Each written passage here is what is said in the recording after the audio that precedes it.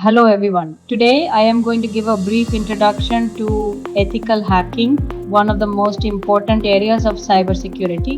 We live in a digital world where almost everything from banking and shopping to healthcare and education is connected to the internet. While technology has made our lives easier, it has also increased the risk of cyber attacks. Hackers continuously try to steal sensitive information, disrupt services, or gain unauthorized access to systems. To defend against these threats, organizations rely on ethical hackers. So, what is ethical hacking? Ethical hacking is the process of legally testing the security of computer systems, networks, and applications to identify vulnerabilities before malicious hackers can exploit them. Ethical hackers are also known as Tucker White hat hackers because they work with the permission of the organization and follow legal and ethical guidelines. Their primary goal is to improve security, not to cause harm. Ethical hackers use many of the same tools and techniques as cyber criminals. However, the key difference is the permission and intention. A malicious hacker, also called a black hat hacker, breaks into systems illegally for personal gain or to cause damage. In contrast, an ethical hacker works to protect organizations by finding security weaknesses and recommending solutions before attackers can exploit them. The ethical hacking process generally consists of 5 stages. First is reconnaissance, where information about the target system is collected.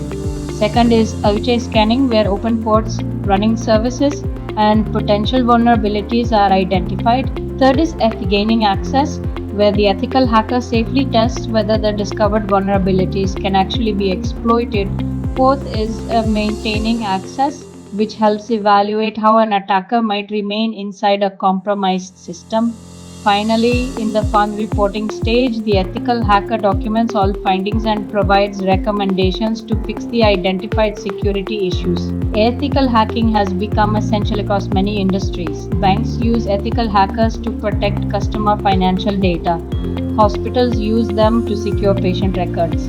Government organizations rely on ethical hacking to safeguard critical infrastructure, while IT companies use penetration testing to ensure their applications and cloud services remain secure.